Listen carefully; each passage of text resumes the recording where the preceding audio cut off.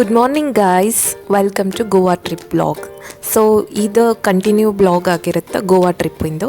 ನಾವು ಗೋವಾ ಟ್ರಿಪ್ ಹೆಂಗೆ ಪ್ಲ್ಯಾನ್ ಮಾಡಿದ್ವಿ, ಹೆಂಗೆ ಹೋದ್ವಿ, ಅದೆಲ್ಲ ನಿಮ್ಗೆ ಡೀಟೇಲ್ಸ್ ಕೊಟ್ಕೊತ ಹೋಗ್ತೇನೆ. ಫಸ್ಟು ನಾವು ಇಲ್ಲಿ ಬಸ್ನ ಬುಕ್ ಮಾಡಿದ್ದು. ಕಾರಿಗೆ ನಮಗೆ 2500 ಸಮಥಿಂಗ್ ಅಮೌಂಟ್ ಆಗುತ್ತೆ ಅಂತ ಹೇಳಿದ್ರು. ಸೊ ಬಸ್ಸಲ್ಲಾದರೆ ನಮಗೆ ಸೌತ್ ಗೋವಾ, ನಾರ್ತ್ ಗೋವಾ ಅಂತ ಎರಡು ನಮಗೆ ಪಾರ್ಟ್ ಸಿಗುತ್ತೆ. ಒಂದು ಕಡೆ ನಾವು ಟ್ರಿಪ್ ಹೋಗಬೇಕಂದ್ರೆ 250 ರುಪೀಸ್ ಚಾರ್ಜ್ ಮಾಡ್ತಾರೆ ಪರ್ ಪರ್ಸನ್. ಸೊ ನಾವು ಬಸ್ಸನ್ನು ಬುಕ್ ಮಾಡಿಕೊಂಡು ಹೋಗಿದ್ದು. ಇವ್ರ ಹೆಸರು ನರೇಂದ್ರ ಅಂತ. ಇವ್ರು ಎಲ್ಲ ಥರದ ಅಡ್ವೈಸ್ನೂ ಕೊಡ್ತಾರೆ. ಗೈಡ್ ಇರ್ತಾರೆ ಬಸ್ಸಲ್ಲಿ, ಒಬ್ಬರು ಡ್ರೈವರ್, ಇನ್ನೊಬ್ಬರು ಗೈಡ್ ಇರ್ತಾರೆ.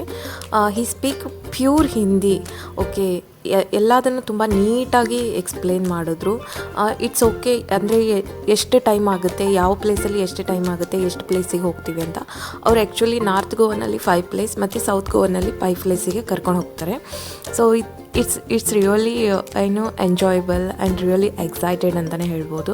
ನಾನು ಪ್ರತಿ ಸತಿ ಗೋವಾಗೆ ಹೋಗಿದ್ದು ಅಂದರೆ ಸಿಕ್ಕಾಪಟ್ಟೆ ಟೈಮ್ ಗೋವಾ ಹೋಗಿದ್ದೀನಿ, ಬಟ್ ಟ್ರಿಪ್ ಅಂತ ನಾನು ಯಾವತ್ತೂ ಹೋಗೇ ಇರಲಿಲ್ಲ. ಅಂದರೆ ಜಸ್ಟ್ ಅಕ್ಕ ಮನೆಗೆ ಬರ್ತಾಯಿದ್ವಿ ಅಷ್ಟೇ. ಸೊ ಟ್ರಿಪ್ಪಿಗೆ ಹೋಗಿದ್ದು, ಬೀಚಿಗೆ ಹೋಗಿದ್ದು ಸಿಕ್ಕಾಪಟ್ಟೆ ಎಂಜಾಯಬಲ್ ಆಗಿತ್ತು. ಸೊ ನಾವು ಯಾವ್ದ್ಯಾವುದು ಇರುತ್ತೆ ನಮಗೆ ಅಂತ, ಟ್ರಿಪ್ಪಲ್ಲಿ ನಮಗೆ ಏನೇನು ನೋಡೋಕ್ಕೆ ಸಿಗುತ್ತೆ, ಯಾವ್ಯಾವ ಬೀಚಿಗೆ ಹೋಗ್ತೀವಿ ಅಂತ. ಸ್ಪೆಷಲಿ ಸರ್ಪ್ರೈಸಿಂಗ್ ಜಾಗ ಕೂಡ ಒಂದಿದೆ. ನಾನು ನೆಕ್ಸ್ಟ್ ಬ್ಲಾಗಲ್ಲಿ ನಿಮಗೆ ಅದ್ರ ಬಗ್ಗೆ ತಿಳಿಸ್ಕೊಡ್ತೀನಿ. ಇವರೆಲ್ಲ ಎಕ್ಸ್ಪ್ಲೈನ್ ಮಾಡಿದ್ರು. ಆಮೇಲೆ ಡಾಲ್ಫಿನ್ ಶೋ ಕೂಡ ಇತ್ತು ನಮಗೆ ಅಲ್ಲಿ. ಸೀರಿಯಸ್ಲಿ ರಿಯಲ್ ಆಗಿ ಡಾಲ್ಫಿನ್ ನೋಡೋದು ತುಂಬ ಅಂದರೆ ತುಂಬ ಖುಷಿಯಾಗುತ್ತೆ. ನಾನು ಫೋನಲ್ಲೆಲ್ಲ ಡಾಲ್ಫಿನ್ ಶೋಸ್ನ ನೋಡಿ ಸಿಕ್ಕಾಪಟ್ಟೆ ಎಂಜಾಯ್ ಮಾಡ್ತಾಯಿದ್ದೆ.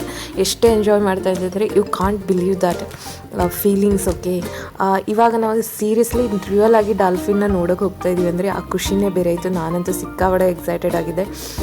ನಮ್ಮ ಮನೆಯವರಂತೂ ಗೊತ್ತು, he had no feelings. Okay, if he had feelings he didn't show that feelings. Okay, so ಇಲ್ಲಿ ನಾವು ಎ ಟಿ ಎಮ್ಮಲ್ಲಿ ಅಮೌಂಟ್ ತಗೊಳ್ಳೋಕ್ಕೆ ಬಸ್ಸನ್ನು ನಿಲ್ಲಿಸಿದ್ರು.